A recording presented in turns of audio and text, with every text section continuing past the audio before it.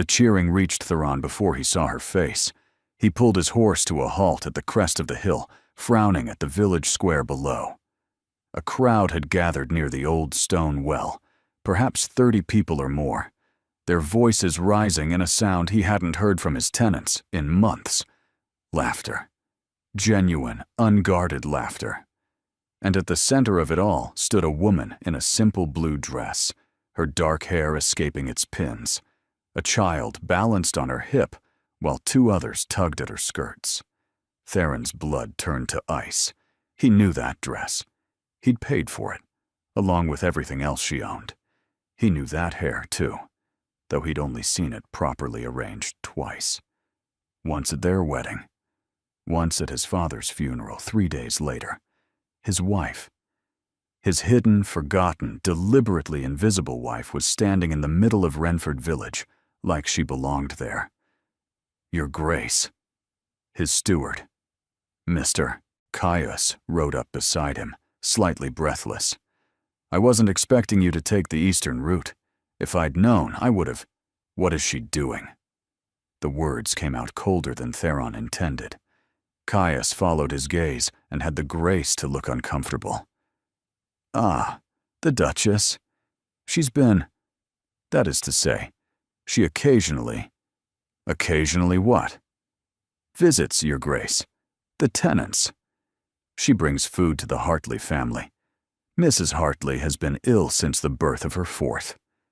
And she reads to old Mr. Pemberton, whose eyes have failed. And she organized the women to repair the schoolhouse roof after the storm last month. The men provided the labor, but she... Caius stopped himself, seeming to realize he was digging a deeper hole with every word. It's been happening for some time, Your Grace. Some time. Theron had kept Corisanda confined to the East Wing for 6 months. He'd given explicit instructions that she was to want for nothing, but also to be kept separate from the household's daily operations. He'd told himself it was for her own protection. Her family's scandal still clung to her name like smoke, and society had long memories. Better to wait until the gossip died before presenting her publicly. Better, truthfully, to pretend the marriage had never happened at all. And yet, here she was, surrounded by his people, holding their children, and their smiles, while he sat on his horse like a stranger surveying foreign territory. The crowd parted as an elderly woman approached Corisanda, pressing something into her hands. Even from this distance, Theron could see his wife's face soften, could see her lean down to embrace the old woman with an ease that spoke of genuine affection. Who was this person?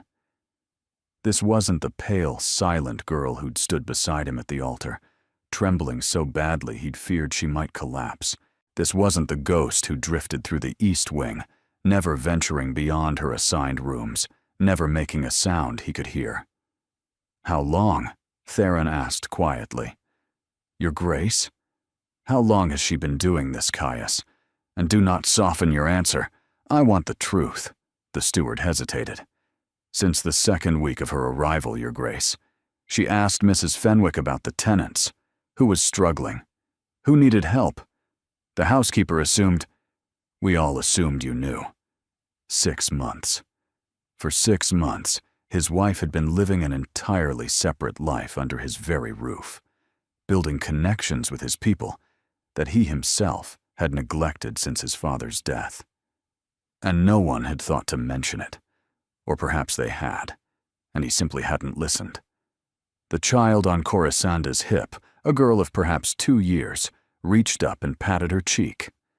Corisande laughed, and the sound carried across the distance like something sharp aimed directly at Theron's chest. He'd never heard her laugh. In 6 months of marriage, he had never once heard his wife laugh. She sees you, Caius said softly.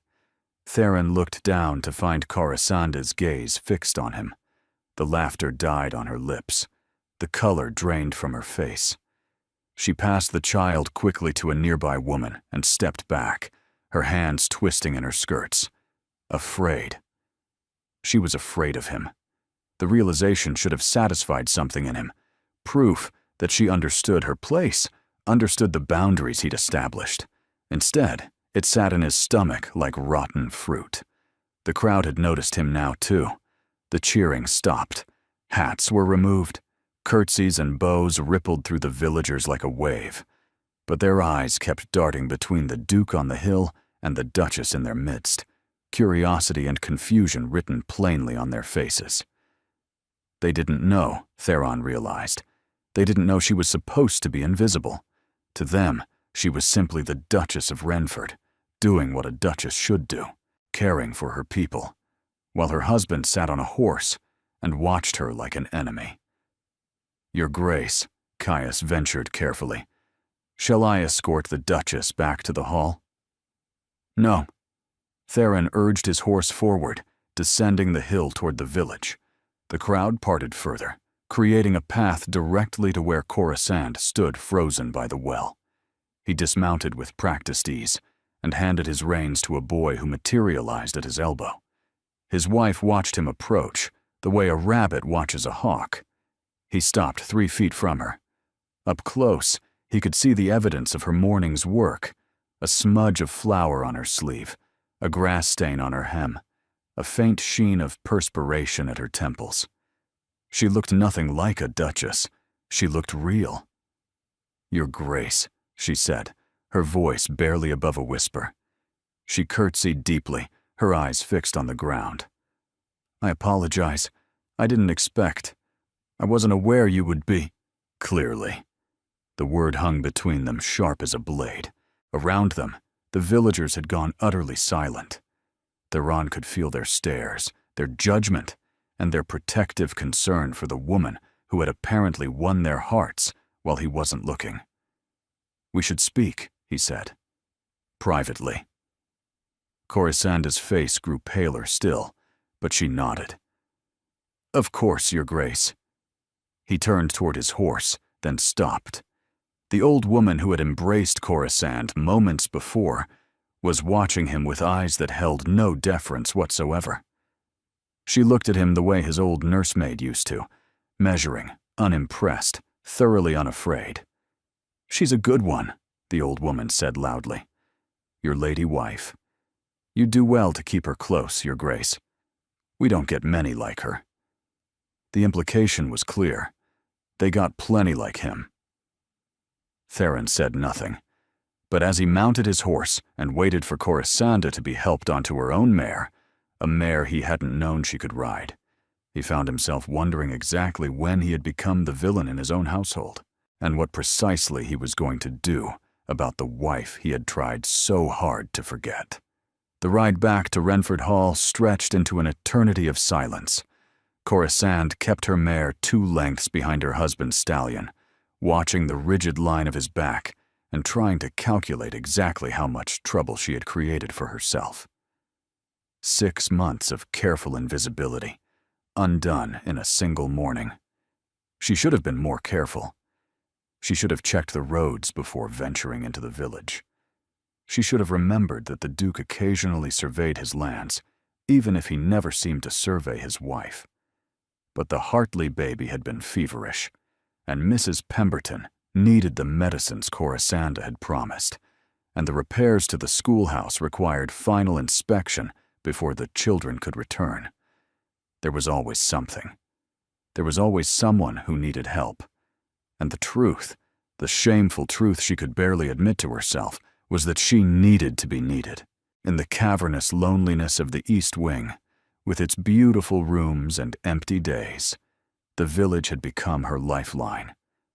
Those people, with their rough hands and warm hearts, had given her a purpose when her husband had given her nothing but elegant abandonment.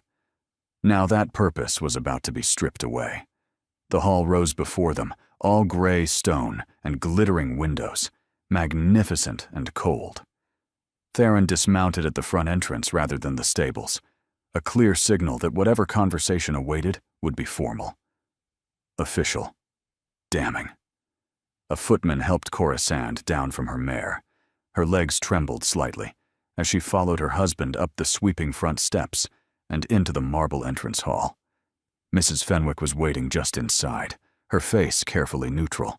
The housekeeper had been Corissanda's first ally in this house, the one who had answered her questions about the tenants, who had looked the other way when she slipped out through the servants' entrance, who had kept her secrets when keeping them mattered. Now those secrets were ash. "My study," Theron said, not looking at either woman. "Have tea sent?" "Yes, Your Grace."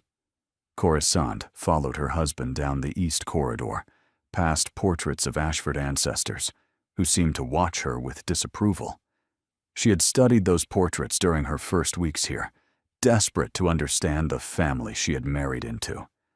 Generals and statesmen, society beauties and political wives. Not a single scandal among them. Until her. The study was exactly as she'd imagined it. Dark wood, leather chairs, shelves of books she would never be invited to borrow. Theron moved behind his desk, putting the massive piece of furniture between them like a barricade. "Sit," he said. Corisande sat in the chair across from him, her hands folded tightly in her lap. She watched him pour brandy from a crystal decanter, noted that he did not offer her any, and waited for the axe to fall. 6 months, Theron said finally, swirling the brandy in his glass. "You've been leaving the East Wing for 6 months. Yes, Your Grace. Despite my explicit instructions that you were to remain, you never explicitly instructed me to remain anywhere." The words escaped before Corisande could stop them. She saw his eyes narrow and forced herself to continue, her voice steadier than she felt. "You assigned me rooms. You said I should want for nothing. You never once said I was forbidden to leave them." The implication was clear. "Implications are not instructions, Your Grace." Something flickered in his expression. Surprise, perhaps, or grudging acknowledgement. He set down his glass with a precise click. "You've made me look a fool," he said. "My tenants adore a woman they should barely know exists. My servants have been keeping secrets from me. My own steward assumed I approved of your activities when I had no idea they were occurring. With respect, Your Grace, you made yourself look a fool." Corisande heard the words leave her mouth and felt her heart stop. This was not how invisible wives spoke to their husbands. This was not survival. But 6 months of silence had built something inside her, a pressure that demanded release. "You married me," she continued, her voice shaking now. "You brought me to this house. You gave me everything except acknowledgement, except purpose, except the smallest indication that I was anything more than an inconvenient obligation. So yes, I left my rooms. I found people who needed help. I made myself useful because the alternative was going mad in a gilded cage. And if that makes you look foolish, perhaps you should ask yourself who built the cage in the first place." Silence fell, heavy and absolute. Theron stared at her, as if seeing her for the first time. Which, Corisande realized bitterly, he probably was. "You're angry," he said slowly. "I'm tired." The fight drained out of her as quickly as it had come. "I'm tired of being a ghost in my own marriage. I'm tired of wondering what I did to deserve this exile. I'm tired of—" A knock at the door interrupted her. Mrs. Fenwick entered with the tea service, her eyes darting between them with barely concealed concern. "Thank you," Theron said, dismissing her. "That will be all." The housekeeper withdrew. The tea sat untouched between them, steaming gently. "My father arranged this marriage," Theron said quietly, "on his deathbed. He called it honoring an old debt. Your father saved his life once, decades ago. He said the Vance family deserved protection, even after your father's difficulties. Difficulties. Such a polite word for utter destruction. Corisande's father had gambled away 3 generations of wealth in a single disastrous year, then compounded the shame by fleeing to the continent with his mistress, leaving his wife and daughter to face the creditors alone. "I didn't ask for this marriage," Corisande said. "I didn't want it. but I had no choice. My mother was dying. The debts were. There was nothing left. When your father's solicitor appeared with the offer, it was either accept or watch my mother perish in a debtor's prison. And so you came here. And so I came here. She met his eyes steadily. To a husband who wouldn't look at me. To a household that didn't know what to do with me. To a life that felt like a very comfortable death. So I chose differently. I chose to matter to someone, even if that someone was never going to be you. The clock on the mantel ticked loudly in the silence that followed.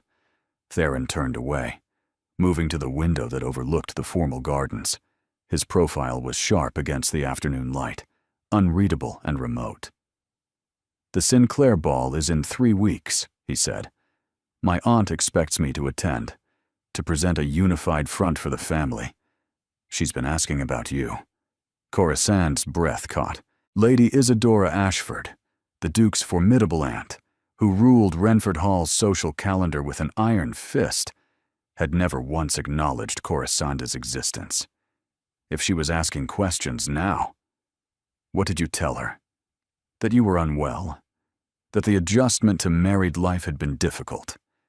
He turned back to face her, his expression unreadable. She didn't believe me. She rarely does.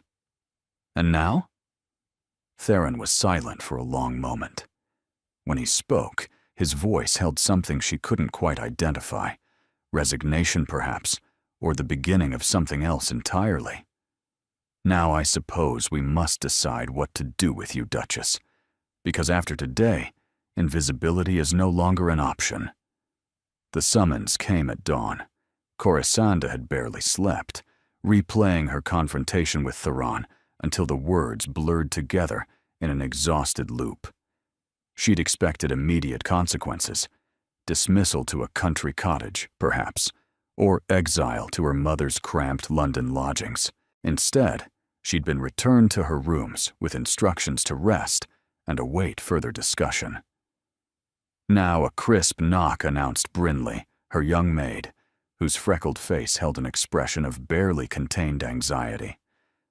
"Her ladyship requests your presence in the morning room, your grace, immediately."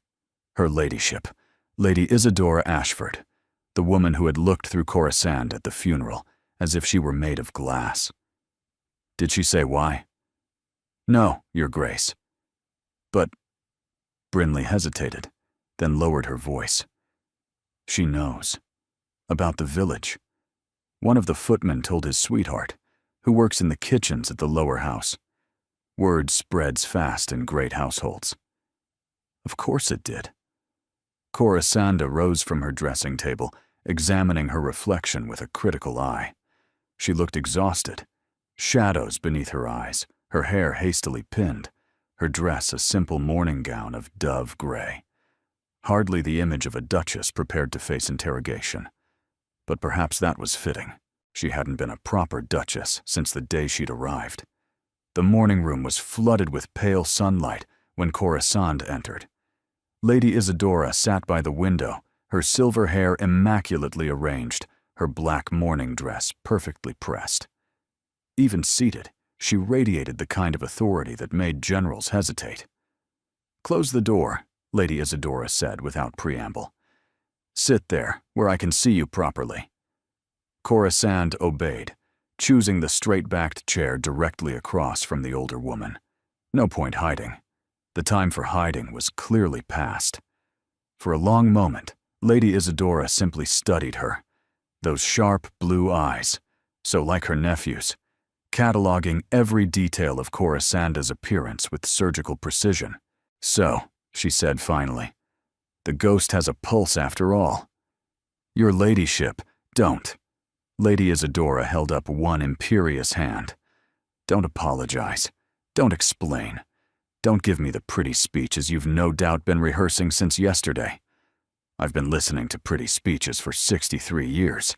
I'm thoroughly immune." Corisand closed her mouth. Better. Lady Isadora leaned back in her chair, her gaze still fixed on Corisanda's face. "My nephew tells me you've been busy these past months, visiting tenants, nursing the sick, organizing roof repairs, playing Lady Bountiful while pretending to be invisible. I wasn't pretending to be. You were. Don't insult my intelligence. The older woman's voice cracked like a whip. Theron put you in that wing because he wanted to forget you existed. You could have raged against it. You could have demanded your rights as his wife. Instead, you slipped out through servants' corridors and made yourself indispensable to everyone except the one person who should have mattered. Coruscant felt heat rise to her cheeks. He made it clear I didn't matter to him. And so you decided to matter elsewhere. Lady Isadora's expression shifted slightly, something that might have been respect entering her eyes. Clever, actually. Foolish, but clever. You've built yourself an army without him even noticing. I wasn't building an army. I was trying to survive. Same thing, in great houses. Lady Isadora rose, moving to a side table where tea service waited. She poured 2 cups with practiced efficiency, handing one to Coruscant without asking if she wanted it. My brother, Theron's father, wrote to me before he died. Did you know that? Coruscant shook her head. He told me about the marriage he'd arranged, explained his reasoning, the old debt to your father, the desire to see the Vance name protected despite the scandal. He asked me to watch over you. Lady Isadora's lips thinned. I ignored his request.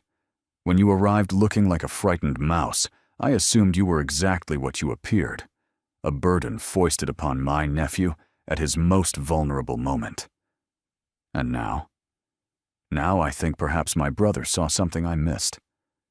Lady Isadora returned to her seat, her teacup balanced perfectly in her hands. Mrs. Fenwick speaks highly of you. So does Caius. The tenants in the village apparently consider you some sort of guardian spirit. Even the kitchen maids sing your praises. She paused. That's rather impressive for a ghost. Coruscant didn't know how to respond. She'd expected accusations, condemnation, perhaps even threats. Not this measured assessment. My nephew is grieving, Lady Isadora continued. Badly.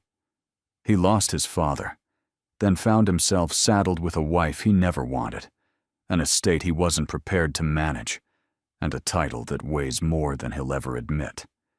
He's been drowning since the funeral, and his solution has been to build walls around himself until nothing can reach him.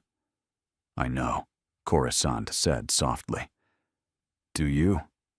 Lady Isadora's gaze sharpened. Then know this as well. I didn't approve of this marriage. I thought it was sentimental nonsense on my brother's part, binding Theron to a disgraced family out of some ancient notion of honor.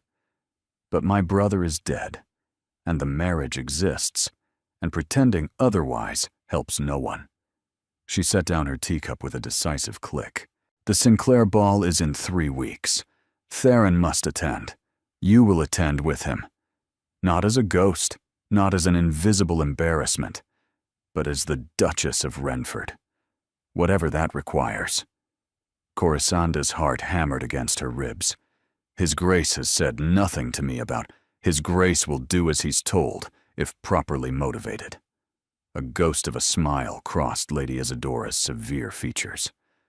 That's where you come in. I don't understand. You've spent 6 months making my nephew's tenants adore you. Now you'll spend 3 weeks making society accept you. Lady Isadora rose, signaling the interview was ending. I'll arrange for Madame Rochelle to attend you this afternoon. Your wardrobe is entirely inadequate. Coruscant stood as well, her mind reeling. Why are you doing this? You just said you didn't approve of the marriage. Lady Isadora paused at the door, looking back with an expression Coruscant couldn't decipher. Because yesterday, I watched my nephew ride into that village and see his wife for the first time. Not look at her. See her. And I saw something in his face that I haven't seen since his father died. She turned the door handle. You surprised him, Duchess. That's the first interesting thing to happen in this family in 6 months. What do you want from me? I want you to keep surprising him. Lady Isadora's voice dropped, losing some of its sharpness. And perhaps, if you're very clever and very lucky, surprise yourself in the process. She swept from the room before Corisande could respond, leaving behind the scent of rosewater and the unsettling sensation that her entire world had just shifted beneath her feet. 3 weeks until the ball. 3 weeks to transform from ghost to Duchess. And somewhere in the halls of Renford, a husband who had finally seen her and had no idea what to do about it. Madame Rochelle arrived with 3 assistants, 17 trunks of fabric samples, and an expression that suggested she had dressed queens and found them wanting. "Remove the gray," she commanded, before even greeting Corisande properly. "Gray is for widows and governesses. You are neither." Corisande found herself stripped of her simple morning dress and wrapped in a silk robe, while Madame Rochelle's assistants circled her like hawks assessing prey. Measurements were taken. Colors were held against her skin.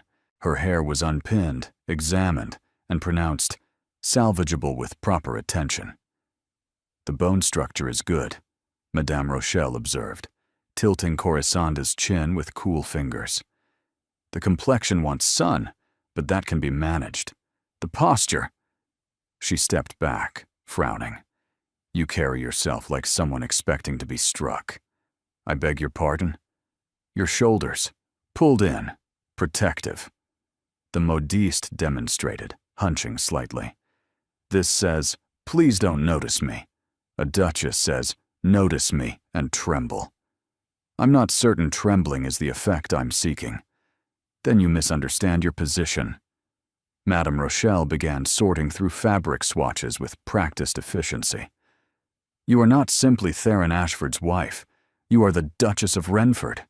That title has been held by women who commanded armies, advised kings, and shaped the fate of nations. When you enter a room, history enters with you." Corisande had never thought of it that way. In her mind, the title had always belonged to someone else. The hypothetical wife Theron should have married. The polished society diamond who would have known instinctively how to navigate ballrooms and dinner parties. Not a scandal-marked nobody who had spent 6 months befriending farmers and mending schoolhouse roofs. "Emerald," Madame Rochelle announced, holding a swatch of deep green silk against Corisande's cheek. "For the Sinclair ball. It will make your eyes unforgettable. My eyes are brown. Your eyes are amber in the right light. We will make certain the light is always right." The modiste smiled for the first time, a sharp expression that held no warmth but considerable satisfaction. "Lady Isadora has given me 3 weeks to transform you. I have performed greater miracles in less time." The hours that followed blurred into a fever dream of fabric and pins. Corisande stood on a raised platform, while gowns took shape around her. Day dresses in soft blues and creams, dinner gowns in burgundy and gold, and the ball gown, emerging piece by piece, like something from a fairy tale she'd stopped believing in years ago. "You'll need jewelry," Madame Rochelle said during a brief pause for tea. "The family pieces, if the Duke permits." "I wouldn't know. I've never seen them." The modiste's eyebrows rose fractionally. "You've been married 6 months and haven't worn the Ashford jewels." "I haven't worn much of anything except what I brought with me." Corisande heard the bitterness in her own voice and forced it down. "The circumstances of my marriage were unusual. All marriages are unusual, Duchess. The trick is making them appear otherwise." By the time Madame Rochelle departed with promises to return daily until the ball, Corisande felt as though she'd been turned inside out and reassembled according to someone else's specifications. Her rooms were strewn with fabric samples, fashion plates, and detailed notes about everything from the proper angle for holding a fan to the precise depth of curtsy required for various ranks. She collapsed into a chair by the window, watching the sun sink toward the distant hills. Somewhere out there, the Hartley baby was hopefully improving. Old Mr. Pemberton was probably wondering why she hadn't come to read to him. The village children were likely asking when their schoolhouse would reopen. Her real life carrying on without her. A soft knock interrupted her thoughts. Brinley entered with a small velvet box on a silver tray. From His Grace. Your Grace. The maid's eyes were wide with curiosity. A footman just brought it. Said the Duke wanted you to have it before dinner. Corisanda took the box with trembling fingers. She couldn't imagine what Theron might send her. A formal dismissal, perhaps, or instructions for the coming weeks. But when she opened the lid, her breath caught. Earrings. Delicate drops of amber surrounded by tiny diamonds, catching the fading light like captured fire. There was no note, no explanation, just the jewels themselves, nestled in cream silk, beautiful and utterly unexpected. "Oh," Brinley breathed, peering over her shoulder. "Those are lovely, Your Grace. They'll match your eyes perfectly." Corisande stared at the earrings, trying to reconcile this gift with the cold stranger who had barely spoken to her in 6 months. What did it mean? An apology? A peace offering? Or simply a practical measure? The Duchess of Renford required appropriate adornment, nothing more. She closed the box carefully, her heart racing with something she refused to name. She touched the velvet again before setting it aside, wondering what tomorrow would bring and whether she dared to hope. 3 weeks until the ball. And suddenly, everything felt terrifyingly possible. The transformation began in earnest the following morning. Lady Isadora appeared at breakfast with a schedule that made military campaigns look casual. Dancing lessons at 9, deportment training at 11. Luncheon with selected society allies at 1. Afternoon calls to be received at 3. Evening dress rehearsals at 6. The goal, Lady Isadora explained, spreading marmalade on her toast with surgical precision, is to make you so polished that no one will dare question your presence. The Vance scandal will still follow you, but if you're impeccable in every other way, it becomes a footnote rather than a headline. And if I'm not impeccable, then you'll be torn apart, and my nephew's reputation will suffer accordingly. Lady Isadora's tone was matter-of-fact. Society forgives many things, but it never forgives weakness. You must be above reproach. Theron was notably absent from these preparations. He took his meals early or late, avoiding the dining room when Corisanda was present. She caught glimpses of him occasionally, crossing the main hall, riding out toward the estate's far boundaries, conferring with Caius in low voices that fell silent when she approached. He was still avoiding her, even now. Still building walls. But he had sent the earrings. That had to mean something. The dancing master arrived on the 3rd day, a tall, severe man named Mr. Vittorio, who had reportedly trained half the noble families in England. He assessed Corisanda's abilities with a series of increasingly complicated exercises, then pronounced her adequate but uninspired. "You dance like someone following rules," he said, demonstrating a waltz turn with invisible grace. "You must dance like someone making them." "I don't understand." "Of course you don't. That's why you need me." He positioned her arms with impersonal efficiency. Again. And this time, stop apologizing with your body. The days blurred together in a haze of exhaustion and incremental progress. Corisande's feet ached from dancing. Her cheeks hurt from practicing smiles. Her brain overflowed with names, titles, family connections, and strategic conversational gambits that Lady Isadora insisted she memorize. "The Countess of Whitmore will likely approach you first," Lady Isadora said during one of their afternoon sessions. She's a terrible gossip, but influential. Compliment her daughter's singing. The girl is dreadful, but the mother is blind to it. The Marchioness of Ashby will pretend not to see you. Let her. She's nursing a grudge against the family from 20 years ago. Lord Sinclair himself will be courteous because it's his party, and he has no choice. But his wife despises anyone prettier than her daughters, so tread carefully. This sounds less like a ball and more like a battlefield. Finally, you understand. Lady Isadora's approval was crisp. Society is always a battlefield. The weapons are simply more elegant. On the 7th day, everything changed. Corisande was practicing a particularly difficult quadrille with Mr. Vittorio when the music room door opened and Theron walked in. He stopped just inside the threshold, his expression unreadable as he watched them move through the figures. Corisande stumbled, her concentration shattered, and Mr. Vittorio sighed with theatrical disappointment. "Your Grace," the dancing master said, bowing slightly. "We were not expecting you." Clearly. Theron's gaze moved from the dancing master to Corisande, lingering on her flushed face and disordered hair. "Leave us, Vittorio." "But Your Grace, we have not yet mastered." "I said, leave us."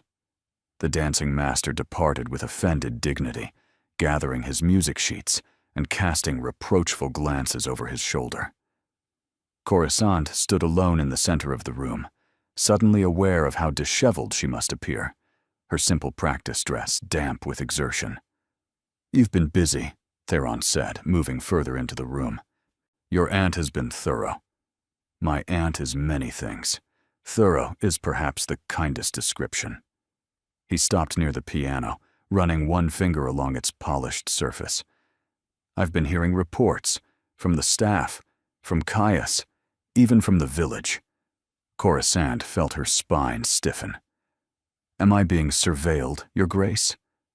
"You're being observed. There's a difference." His jaw tightened. "You wore the earrings." She touched her ears reflexively. She had put them on this morning, almost without thinking, drawn to their warmth against her skin. They were a gift. It seemed rude to ignore them. They were my mother's. The words landed like stones in still water. Corisande's hand dropped from her ear. "I didn't know," she said quietly. "There was no note. There didn't need to be." Theron turned to face her fully, and for the first time, she saw something crack in his carefully maintained facade. "She died when I was 12. A fever that took her in 3 days. Those earrings were her favorite. She wore them every day, claimed they brought her luck. Then I shouldn't. She would have wanted you to have them." The words seemed to cost him something. "She always said jewelry was meant to be worn, not locked in vaults. That beauty was wasted on the dead." Corisande didn't know what to say. This was more than Theron had shared with her in their entire marriage, more than she'd thought him capable of sharing with anyone. "Why are you telling me this?" He was silent for a long moment. When he spoke again, his voice was rough. "Because my aunt reminded me that I've been a poor husband. Because my tenants look at me now with disappointment where there used to be respect. Because yesterday, a child in the village asked me when the kind lady was coming back, and I realized I didn't know who she meant until I saw your face in her description." He moved closer, close enough that Corisande could see the exhaustion carved into his features. "I didn't want this marriage," he said. "I resented my father for arranging it, for binding me to a stranger when I was drowning in grief and responsibility. I told myself keeping you separate was protection. For you, for me, for everyone. But I was lying. To whom? To myself, mostly." His smile was bitter. "I was afraid that if I looked at you, really looked, I would have to acknowledge that you were real, that you were suffering, that I was the cause. Coruscant felt tears prick at her eyes and forced them back. You weren't the only one building walls. No, but I built mine first. He reached out, almost touching her face, then pulled back as if burned. The ball is in 2 weeks. My aunt tells me you're ready, or nearly so. Is she right? I don't know. I've never done anything like this before. Neither have I. His laugh was quiet, self-deprecating. Attended balls, yes. But escorted a wife? Presented her to society as my chosen partner? That's entirely new territory. We're both navigating blind then. So it seems. His eyes met hers, and something passed between them. Not warmth, not yet, but the possibility of warmth. Perhaps we might navigate together, if you're willing. Coruscant thought of the earrings against her skin, of the mother who had worn them with joy, of the son who had kept them locked away until now. I'm willing, she said. But I have a condition. His eyebrow rose. You're negotiating with me? I learned from the best. Your aunt is a formidable teacher. That earned her almost a smile. Name your condition. When this is over, when the ball is behind us and society has rendered its verdict, I want the truth. About why you really married me. About what your father said. About what happens next. She held his gaze steadily. No more walls. No more hiding. If we're to be partners in this, I need to know what I'm partnering with. Theron studied her for a long moment, his expression shifting through emotions too complex to name. You ask a great deal. I've waited 6 months. I think I've earned it. The silence stretched between them, sharp and crystalline. Then, slowly, Theron extended his hand. Agreed, he said. After the ball, the truth. All of it. Coruscant took his hand, feeling the warmth of his palm against hers for the first time since their wedding day. She didn't know what the truth would reveal. But finally, she felt brave enough to find out. The second week of preparations brought unexpected changes.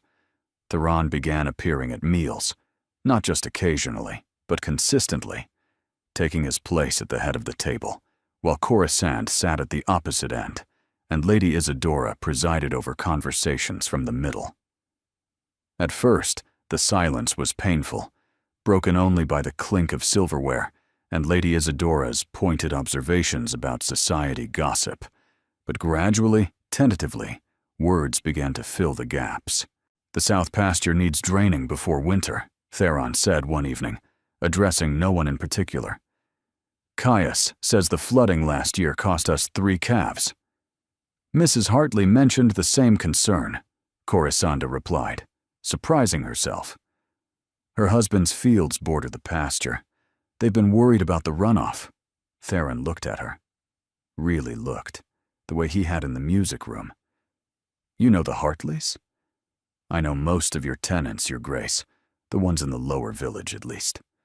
Lady Isadora's fork paused midway to her mouth. And what else did the tenants say? About the estate's management? It was a trap, Coruscant knew. Anything she said could be used against her, evidence that she'd been meddling where she didn't belong. But Theron's expression held genuine curiosity, rather than accusation, so she answered honestly. They respect your family. Your father was well loved. They still speak of him with affection. But they worry that you're stretched too thin. The steward handles the daily concerns, but the tenants miss seeing their lord. They want to know you care. I do care. They need to see it.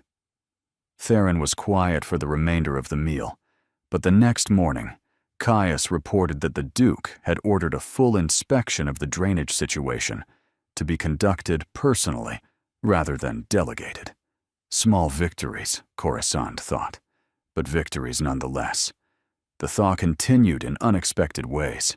She found books appearing in her sitting room, volumes of poetry and philosophy that she hadn't requested, but discovered she wanted to read. When she mentioned enjoying a particular type of biscuit at tea, the kitchen began producing them daily. Her favorite flowers appeared in vases throughout the East Wing, refreshed every morning without comment. She said nothing about these gifts, and Theron never claimed credit for them. But they both knew. On the 10th day, he found her in the library. Corisanda had discovered the vast room during her first week at Renford, but she'd been too intimidated to linger.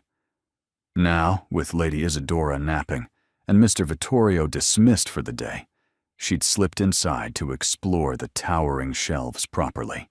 "You're reading Castellan." Theron's voice came from behind her, making her jump. Most people find him impenetrable. She clutched the book to her chest, heart racing. "I didn't hear you come in." "You were absorbed." He moved closer, examining the spine of her chosen volume. "The Architecture of Memory. That's his most difficult work." "I'm only partway through. Some of the arguments seem deliberately obscure." He believed that accessible writing was lazy writing, that readers should work to understand him. Theron reached past her to pull another book from the shelf. This might help. His earlier essays, where he develops the concepts more gradually. Their fingers brushed as he handed her the book. Neither of them pulled away immediately. "You've read all of these?" Corisanda asked, glancing at the thousands of volumes surrounding them. "Most of them. My father believed in comprehensive education. I spent half my childhood in this room." His voice softened with memory. He would read aloud to me in the evenings. Poetry, mostly. Sometimes philosophy when I was older. He said books were the only friends that never disappointed you. That sounds lonely. It was, but also safe. Theron moved to one of the tall windows, his profile silhouetted against the afternoon light. "After my mother died, I retreated here. Books couldn't leave me, couldn't die unexpectedly. Couldn't." He stopped himself, jaw tightening. "Couldn't hurt you," Corisande finished softly. "Yes." She set down both books and approached him carefully, the way one might approach a wounded animal.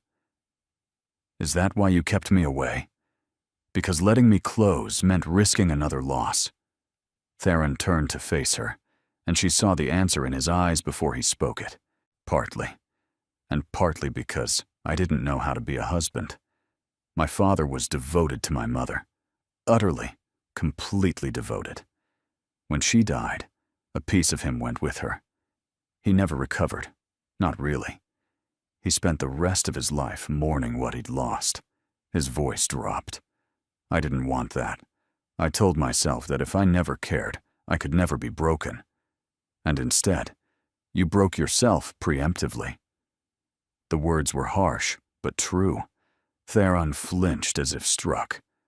"I've been cruel to you," he said quietly. "Not through violence or anger, but through absence, through treating you as if you didn't exist. That was unforgivable." "Then don't ask for forgiveness. Ask for a second chance."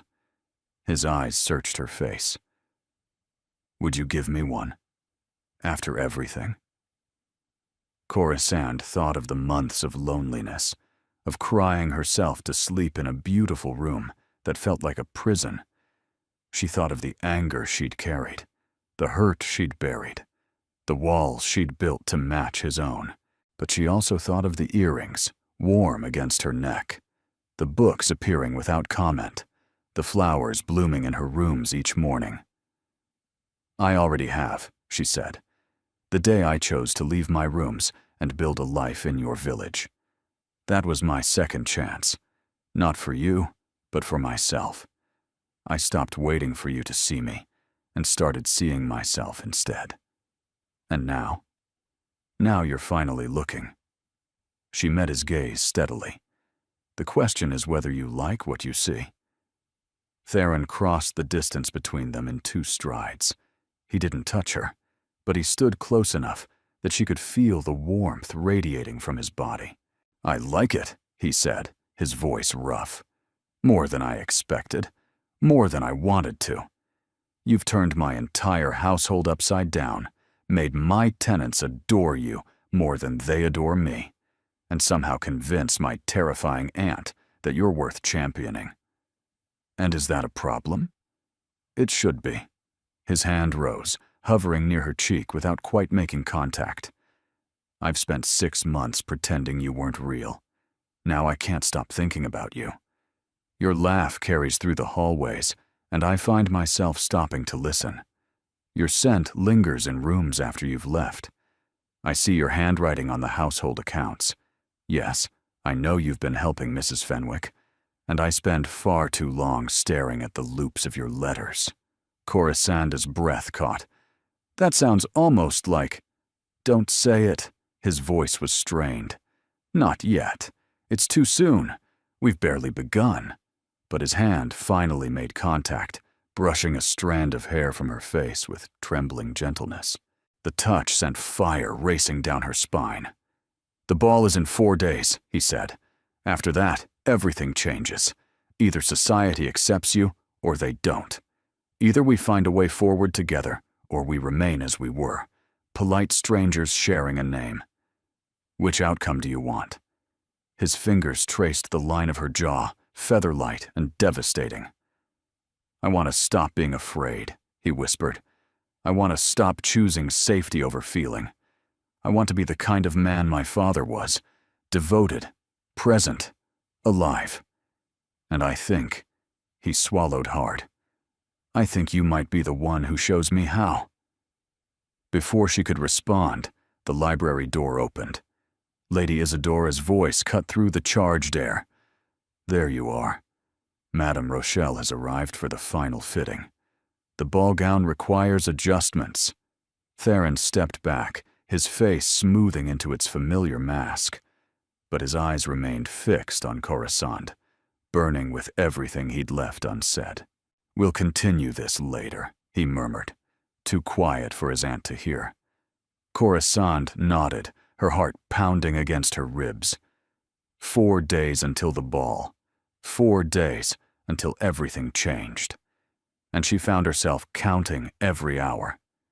The Sinclair estate blazed with 1,000 candles, their light spilling from every window like liquid gold against the evening darkness. Carriages lined the curved drive, depositing lords and ladies in silks and jewels, while liveried footmen guided them toward the grand entrance. Corisande sat frozen in the Ashford carriage, her gloved hands clenched in her lap. Breathe, Theron said quietly from the seat across from her. You're turning pale. I'm terrified. Good. Terror keeps you sharp. Lady Isadora adjusted her own gloves with practiced calm. Use it. Channel it into presence. The moment you step from this carriage, you become the Duchess of Renford. Nothing less will suffice. The door opened. A footman's hand appeared, waiting. Corisande thought of 6 months alone in the East Wing. She thought of the villagers who had welcomed her when no one else would. She thought of Mrs. Hartley's gratitude, old Mr. Pemberton's smile, and the children who called her the kind lady. She was not nothing. She had never been nothing. She took the footman's hand and descended. The emerald gown cascaded around her like water, catching the light with every movement. Madame Rochelle had outdone herself. The bodice fitted perfectly, the neckline daring but not improper, the skirts sweeping in elegant folds that whispered against the gravel drive. Her mother's pearls, retrieved from storage and cleaned until they glowed, circled her throat.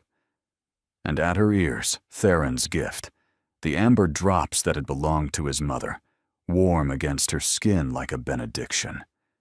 Theron appeared beside her, offering his arm. He wore evening black with devastating effect, his dark hair swept back and his blue eyes unreadable as they swept over her appearance. You look... He paused, seeming to search for words. You look like a duchess. Is that a compliment?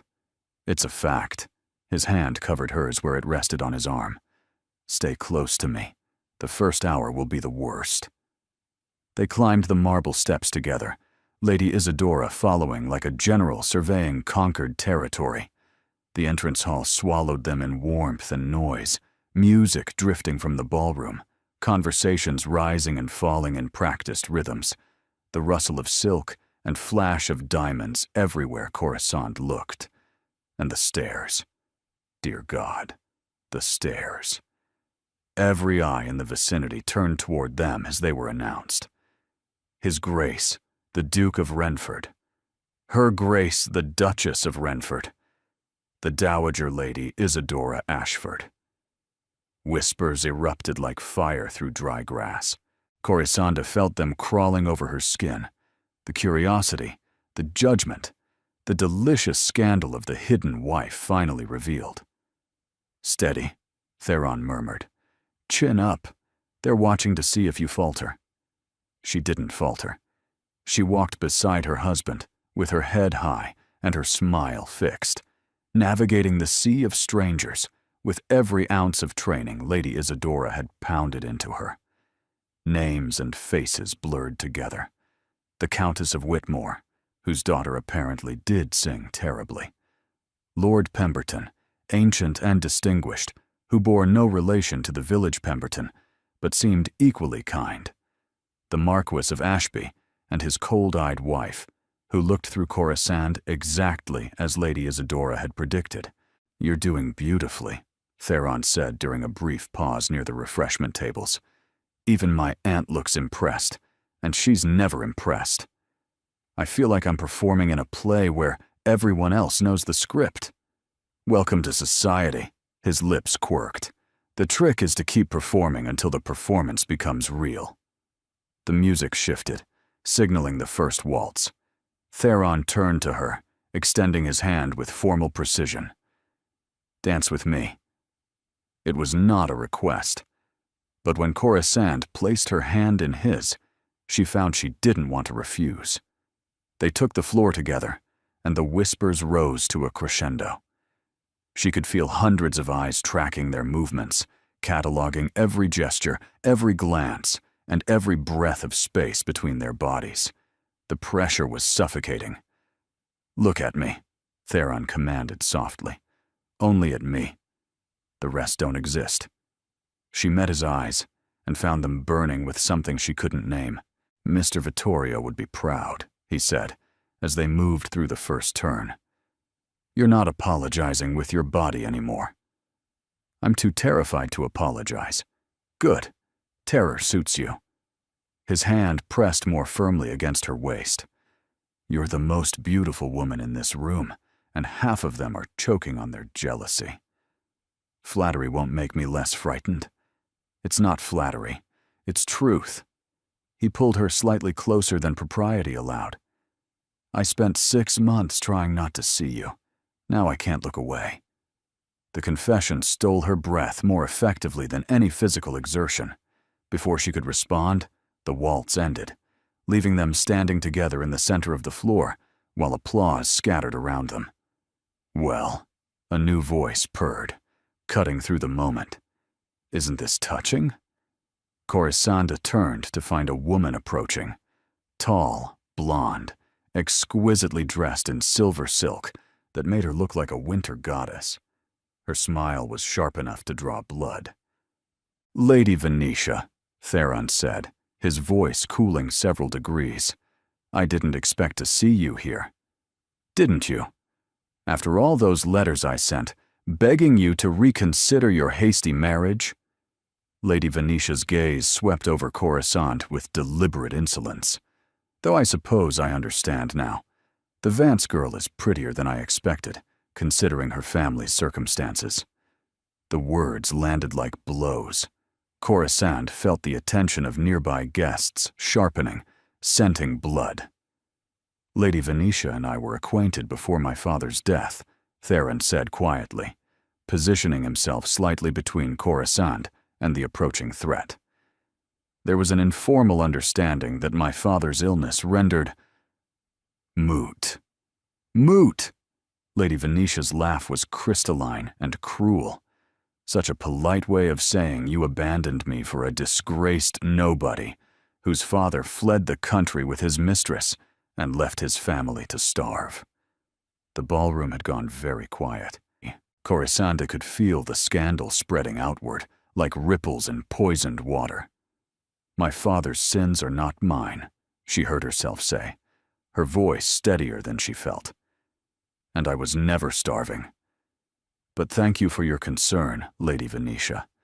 It's touching that you care so deeply about the circumstances of strangers." Something flickered in Lady Venetia's eyes. Surprise, perhaps, or grudging respect.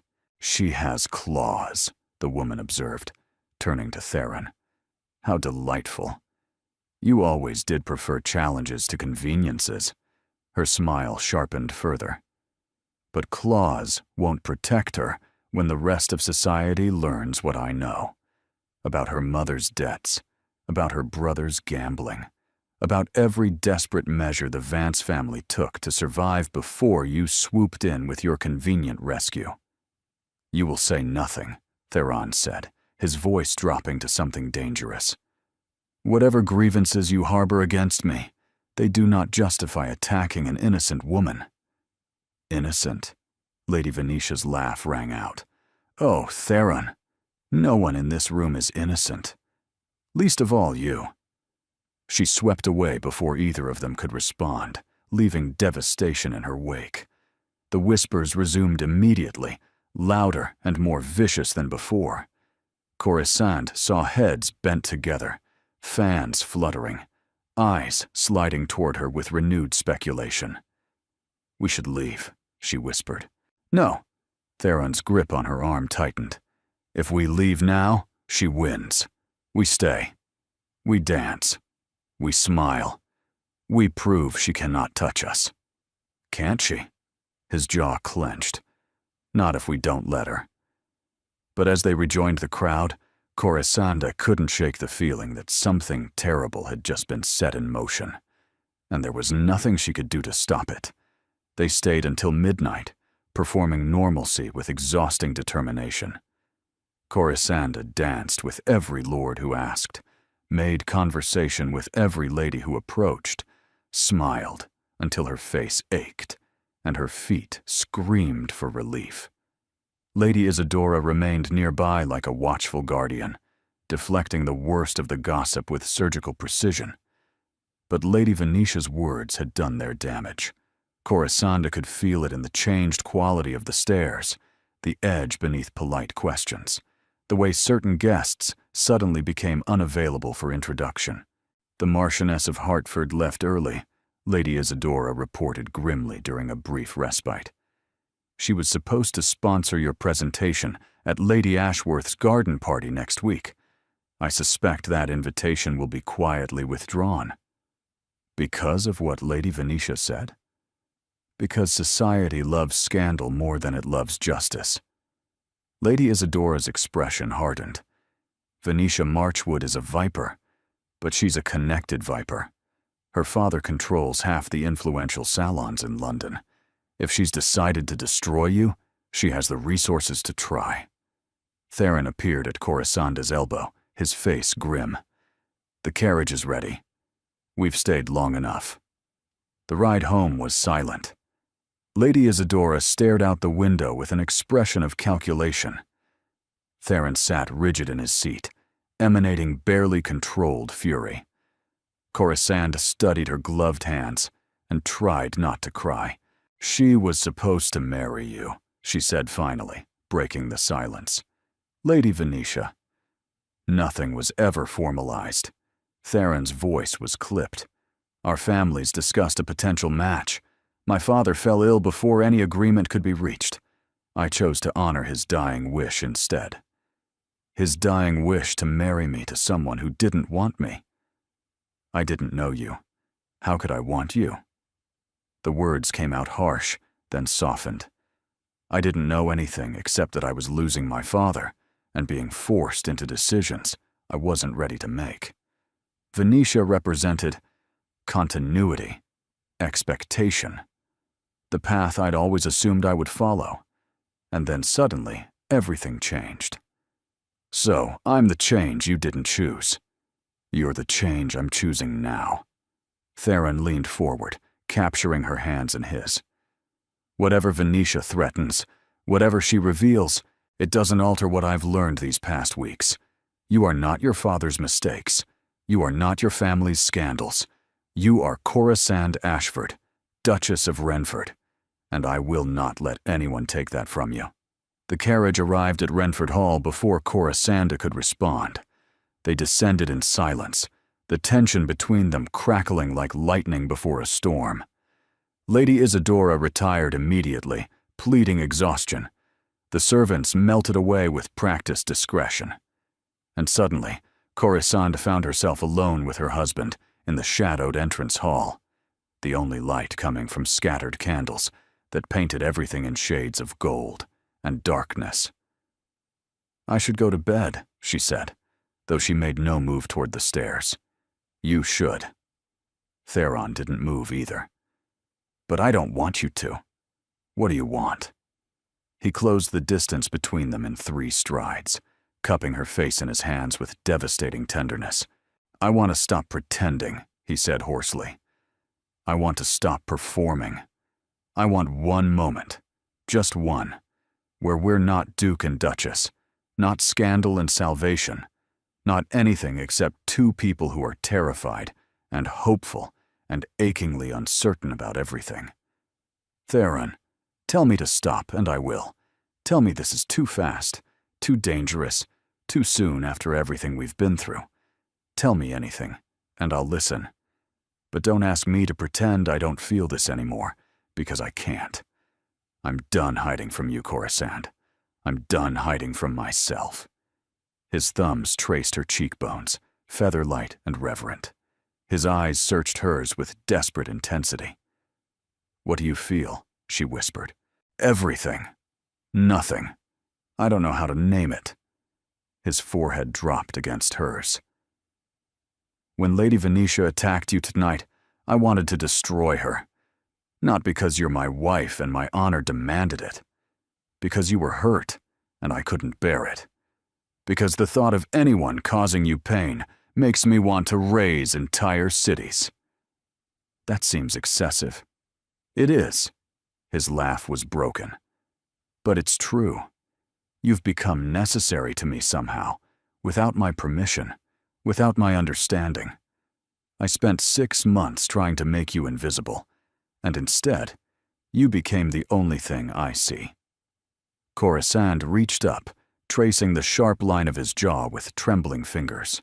"I see you too," she said softly. "The grief you carry, the fear you hide.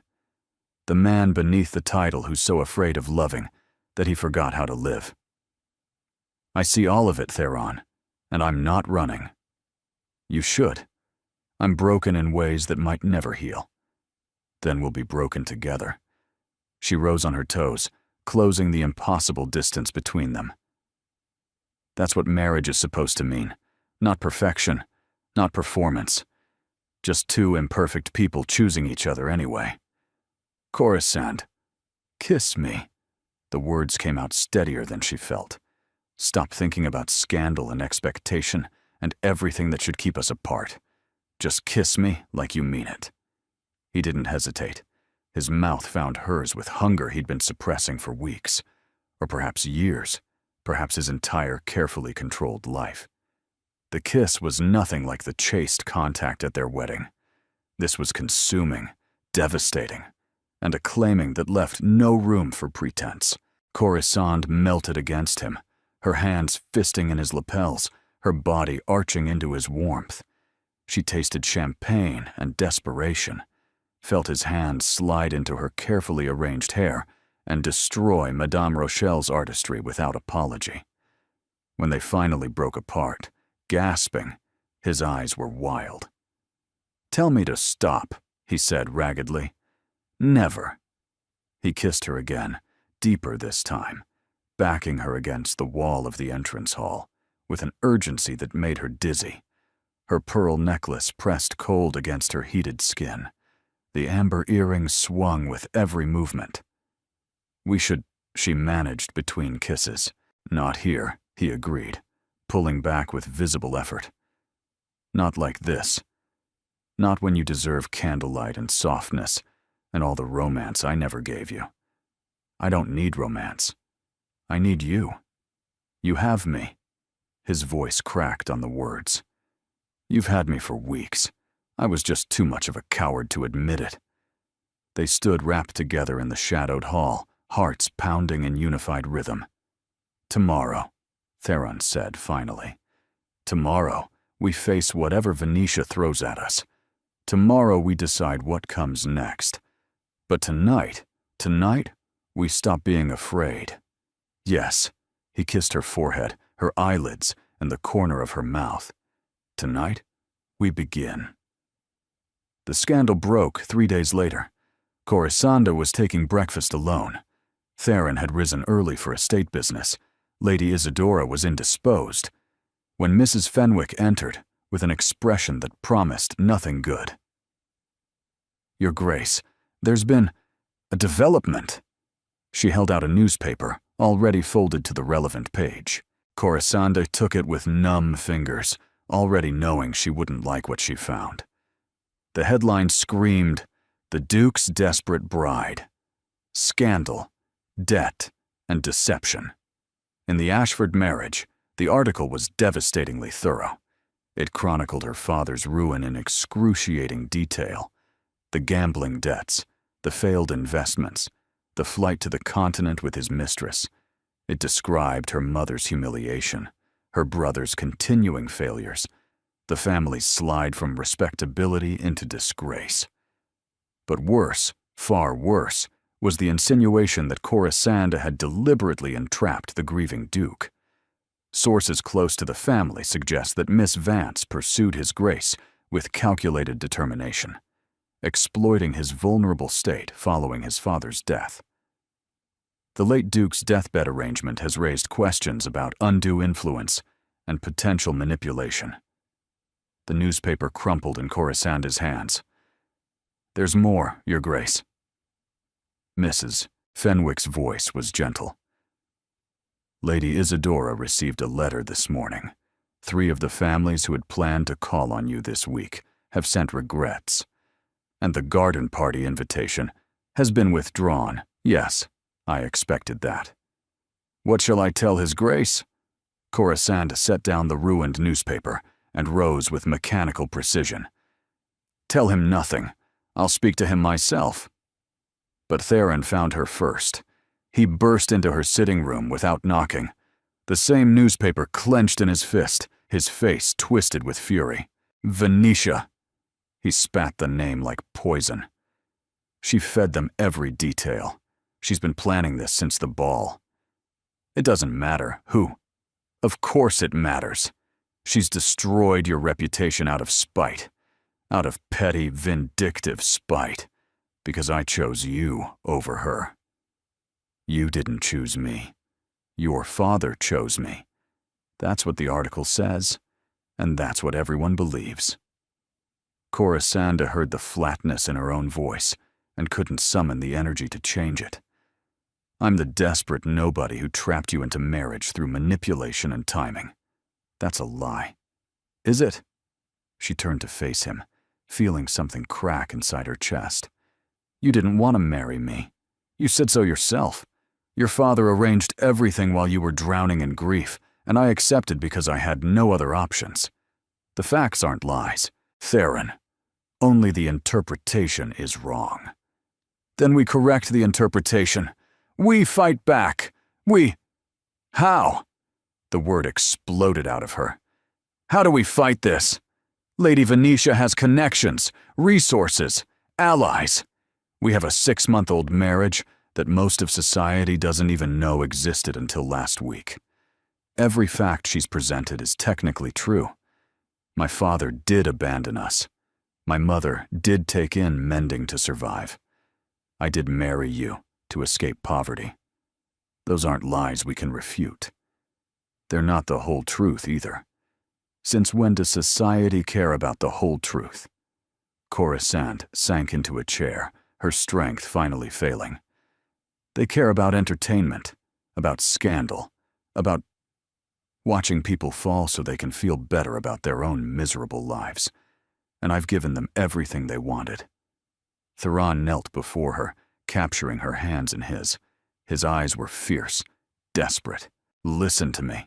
I don't care what society thinks. I don't care what Venetia says. The only opinion that matters is mine, and I know who you are." "Do you?"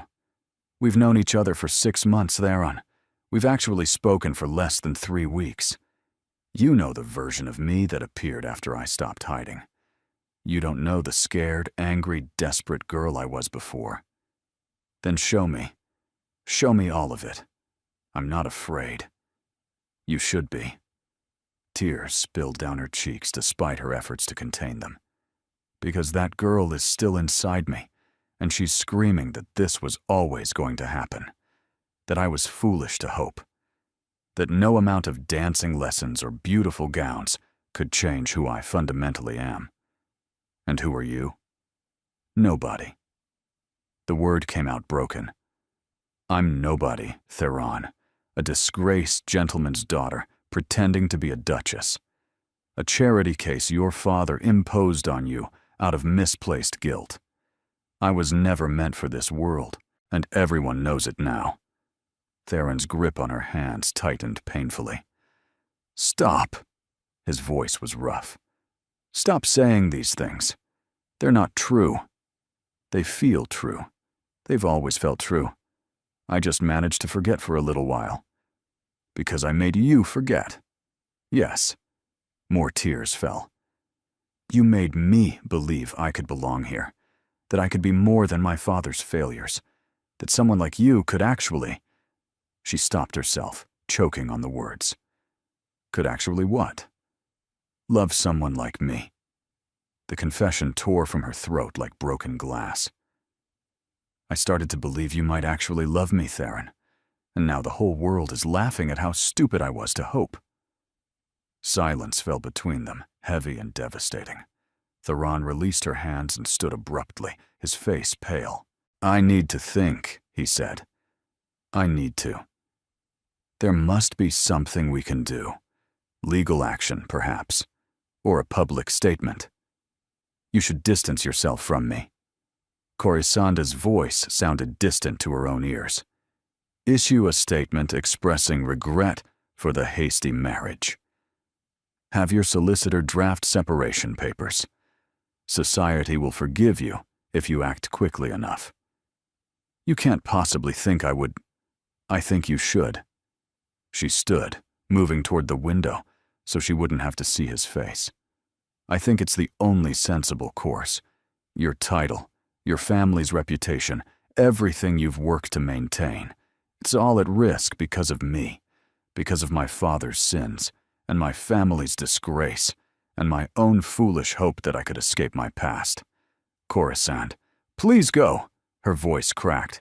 "Please, just go. Let me think. Let me figure out what to do." She heard him behind her, felt his hesitation, his warring impulses. Then footsteps, retreating. The door opening and closing. She was alone. Corisande stood at the window for a long time, watching the estate grounds blur through her tears. The gardens she'd never walked, the stables she'd never visited, the village where people had loved her before they knew who she really was. Tomorrow, those villagers would read the same newspaper. Tomorrow, they would learn about her father's mistress and her mother's mending and every humiliating detail Lady Venetia had chosen to expose. Tomorrow, even the kind lady would be a scandal. She didn't remember deciding to leave. But somehow, an hour later, she found herself standing in her rooms, a small bag packed with essentials, a letter to Theron written and sealed on her writing desk. "I'm sorry," the letter said. "I was selfish to stay as long as I did. I release you from any obligation. Please don't follow me." The servants' corridor was empty at this hour, the back entrance unguarded. Within minutes, Corisande was outside, walking toward the village road with nothing but her bag and her shame. She didn't look back. If she had, she might have seen the figure watching from an upper window. Might have seen Theron's face, devastated and desperate, as he realized too late what she intended, but she didn't look back. And by the time he reached her rooms, she was already gone. The coaching inn was modest, but clean, tucked along the main road between Renford and the nearest market town. Corisande had walked 3 miles to reach it, her fine boots ruined beyond repair, her traveling cloak inadequate against the autumn chill. Just one night, she told the innkeeper, counting out coins she'd saved from her household allowance. I'll need passage on the morning coach to London. London, where her mother's cousin maintained a cramped boarding house in an unfashionable district. It wasn't much, but it was somewhere to go, somewhere to hide until the scandal died, and she could reinvent herself as someone new. The room she was given was small and sparse, a narrow bed, a washstand, a single candle guttering on the windowsill. Corisande sat on the edge of the mattress and let herself break completely. The tears came in great racking sobs that shook her entire body. She cried for the life she'd built in the village, destroyed by a vindictive woman's spite. She cried for the husband who'd finally started to see her, only for everything to shatter before they could truly begin. She cried for the girl who'd dared to hope and the woman who'd learned better. Hours passed. The candle burned low. Corisande lay in the darkness, empty and exhausted, waiting for the morning coach that would carry her away from everything. The pounding on her door came just after midnight. "Corisande!" Theron's voice, raw and desperate. "I know you're in there. The innkeeper told me. Open this door, or I swear to God, I'll break it down." She didn't move. "Corisande, please!" His voice cracked on her name. "Please don't shut me out. Not now. Not after everything. Go home, Theron." Her voice emerged hoarse from crying. "There's nothing left to say." "There's everything left to say. Everything I should have said months ago. Everything I was too much of a coward to admit until I walked into your rooms and found you gone." The door handle rattled. Wood creaked under pressure. "I read your letter," he continued through the barrier between them. "You released me from obligation. But you can't release me from this, from what I feel. That's not something you get to decide alone. What you feel is temporary. It'll fade once the scandal settles. What I feel is permanent. It's carved into my bones. It's the reason I rode 3 miles in the dark, half mad with terror that I'd lost you completely." His voice dropped to something barely audible. "It's love, Corisande. I love you, and I'm not letting you run away from that." The words hit her like physical blows. She pressed her hands against her eyes, trying to stop the fresh tears. "You don't mean that." "I've never meant anything more in my entire life." Another rattling of the handle. "Let me in. Let me say this to your face. Let me prove it." She rose slowly, crossing to the door on trembling legs. Her hand hovered over the latch for a long moment. Then she opened it. Theron stood in the narrow hallway, disheveled and wild-eyed. His hair was uncombed. His coat was askew. He looked like a man who'd been through a war. "You're here," he breathed, as if he hadn't quite believed it until now. "You found me. I'll always find you." He stepped inside, closing the door behind him, never breaking eye contact. "You can run to London. You can run to the continent. You can run to the ends of the earth, and I will follow. That's what love means. That's what I should have understood from the beginning. Theron, let me finish." He took her hands, holding them like something precious. "I've spent my whole life afraid of loss, afraid of feeling, afraid of caring about anything or anyone who might be taken from me. And when my father arranged our marriage, I saw you as another threat, another person who could hurt me if I let you close. So I built walls. I kept you invisible. I told myself it was protection, when really it was cowardice. You had reasons, I had excuses." His grip tightened. But these past weeks, watching you become the heart of my estate, seeing the way my tenants look at you, learning who you really are beneath the circumstances that brought you here, those excuses started crumbling. And when I kissed you in the entrance hall, they collapsed entirely. He raised her hands to his lips, pressing desperate kisses against her knuckles. I love you, he said again, the words reverent and raw. Not despite your past, because of it. Because you survived things that would have broken lesser people. Because you took a cage I built and turned it into a kingdom. Because you showed me what courage looks like when I'd forgotten how to be brave. Corisanda was crying again, but these tears felt different. Cleaner somehow. The scandal will pass. Scandals always do. And even if it doesn't, even if we spend the rest of our lives being whispered about and excluded, I don't care, as long as we spend them together. Your reputation means nothing without you. He cupped her face in his hands, wiping tears with his thumbs. I spent 6 months protecting a reputation while destroying my marriage. I won't make that mistake again. Lady Venetia is going to learn what happens when you attack someone I love. His expression hardened momentarily. My solicitors are already preparing a response. We have allies she doesn't know about. The Countess of Whitmore, surprisingly. She despises Venetia even more than she despises scandal, and my aunt has connections Venetia can only dream of. I don't want you fighting battles for me. Then fight them with me. He pressed his forehead against hers. That's what I'm asking, Corisande. Not to rescue you. You don't need rescuing. Just to stand beside you. To face whatever comes together. To be the husband I should have been from the beginning. She closed her eyes, feeling his breath warm against her skin. I'm scared. So am I. His voice was tender. But I'm more scared of losing you than of anything society could do to us.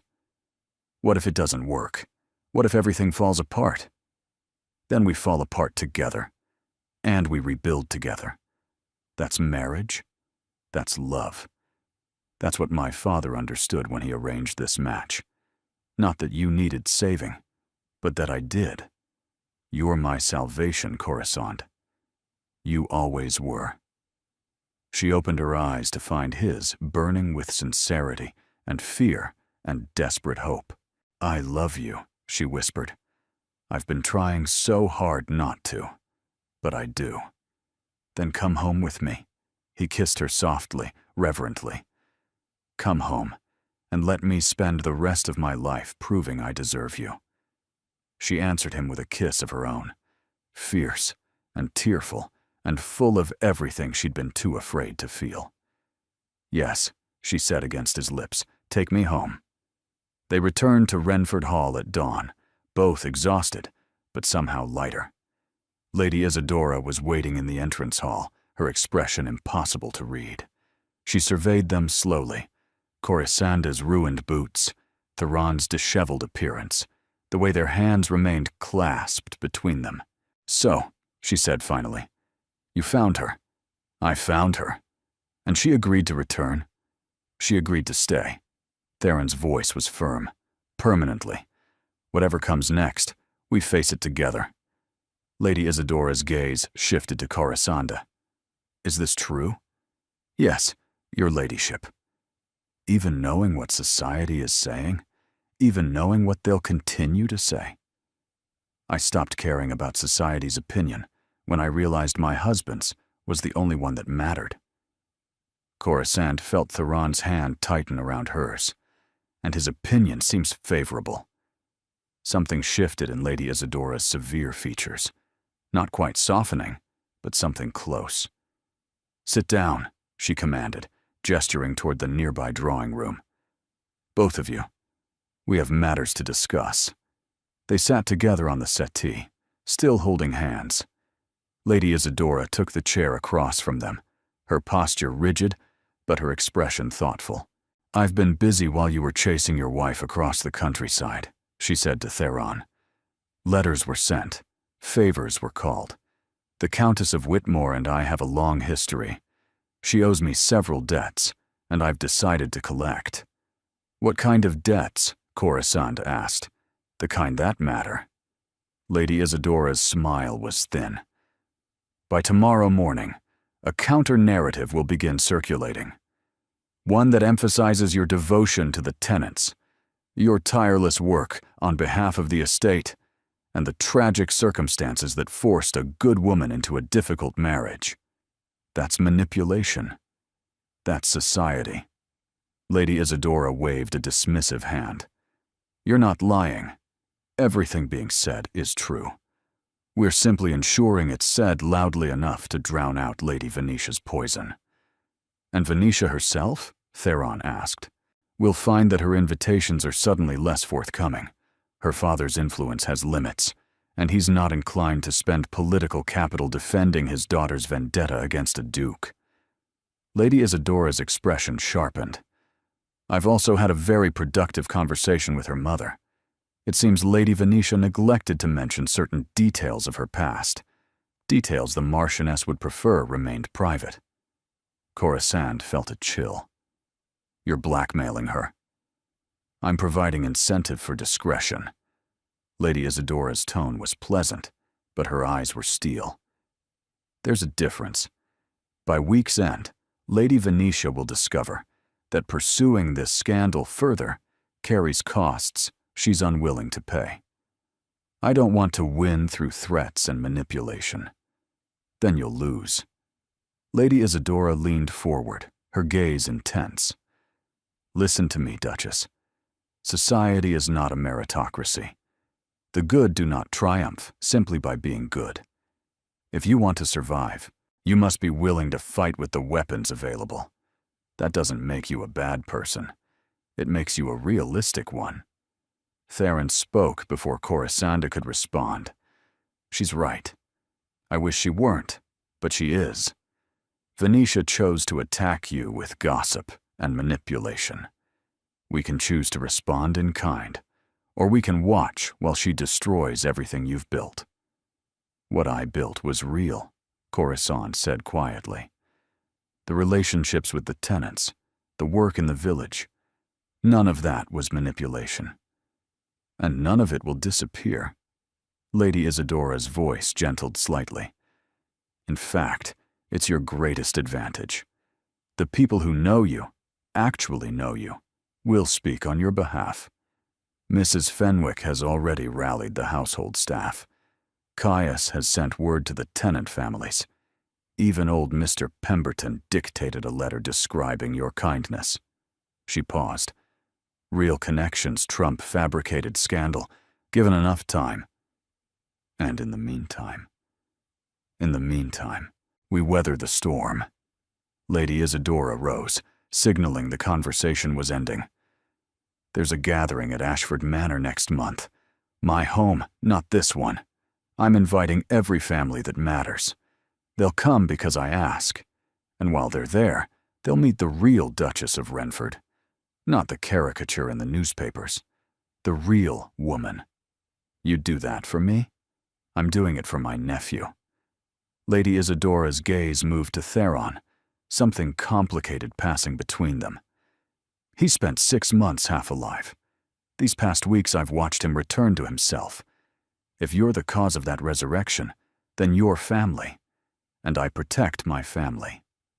She swept from the room without waiting for a response, leaving Coruscant and Theron alone. "She terrifies me," Coruscant admitted. "She terrifies everyone." Theron pulled her closer, pressing a kiss to her temple. "But she's on your side now. That matters more than you know. Is it over? The worst of it? Probably not." His honesty was gentle. "There will be whispers for months. Some doors will remain closed. But the worst is behind us, I think. And whatever comes next, we face it together. Together." He kissed her properly then, slow and sweet. I liked the sound of that. The gathering at Ashford Manor took place on a crisp October afternoon, the grounds ablaze with autumn color. Coruscant descended the main staircase in a gown of deep burgundy velvet, her hair arranged simply, and her mother's pearls at her throat. No elaborate styling, no excessive adornment. Lady Isadora had insisted that authenticity was her greatest weapon. "Let them see who you really are," she had commanded. "That's worth more than any costume." The guests had been arriving for an hour, carriages depositing lords and ladies in the curved drive. But unlike the Sinclair ball, these faces were curious rather than hostile, drawn by Lady Isadora's formidable reputation and the whispered promise of witnessing something significant. Theron waited at the base of the stairs, watching her descend with an expression that made her breath catch. "You look beautiful," he said, taking her hand. "You look nervous." "I am nervous." He lifted her hand to his lips. "But not about you. About whether I deserve to stand beside you." Before she could respond, Lady Isadora appeared, resplendent in silver silk. "It's time. Everyone is gathered in the great hall. Theron, you know what to do." He nodded, offering Corisanda his arm. Together, they walked toward the murmur of voices. The great hall fell silent as they entered. Perhaps 50 guests watched from clusters around the room, the cream of local society, supplemented by several notable London families. Corisande recognized some faces from the Sinclair ball, though their expressions were notably less hostile. Theron led her to the center of the room, then turned to address the assembled guests.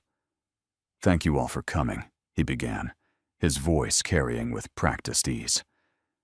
"I know there's been considerable speculation about my marriage these past weeks, some of it accurate, much of it deliberately misleading."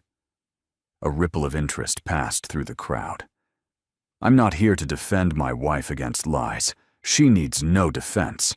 Instead, I want to tell you what I've learned over the past 6 months, about duty, about love, and about the difference between the two." He turned to face Corisanda, taking both her hands in his. "I married this woman without knowing her. I kept her hidden away, convinced I was protecting us both from scandal. I was wrong about everything. While I hid in my study, nursing grief and resentment, she built relationships with every family on my estate. She nursed the sick. She educated the children. She earned more love in 6 months than I had in a lifetime." His voice roughened with emotion. "When I finally saw her, truly saw her, I realized my father hadn't burdened me with an obligation. He'd given me a gift, the greatest gift of my life." He released one of her hands, reaching into his pocket. "I'm not asking you to forget her family's history. I'm asking you to see her clearly, as I finally learned to see her. As the woman who transformed my household. As the Duchess who earned that title through deeds, not birth. As my wife, whom I love more than I ever thought possible." He withdrew a ring, not the simple band she'd worn since their wedding, but something new, a sapphire surrounded by diamonds, catching the afternoon light like captured stars. "I gave you a loveless wedding," he said, his voice quiet now, meant for her alone, though everyone listened. "Let me give you a true declaration instead." He dropped to one knee before the assembled guests, gasps rippling through the room. "Corisanda Ashford, Duchess of Renford, keeper of my heart, will you do me the honor of remaining my wife? Not out of obligation or desperation, but because I love you and you love me, and together we can build something worth protecting?" Tears streamed down Corisande's face, and she didn't care who saw. "Yes," she whispered, then louder. "Yes, 1,000 times. Yes." He slid the ring onto her finger beside the original band, then rose and kissed her before everyone. The applause began slowly, then swelled. Genuine, not polite. Corisande saw Lady Isadora nodding with satisfaction.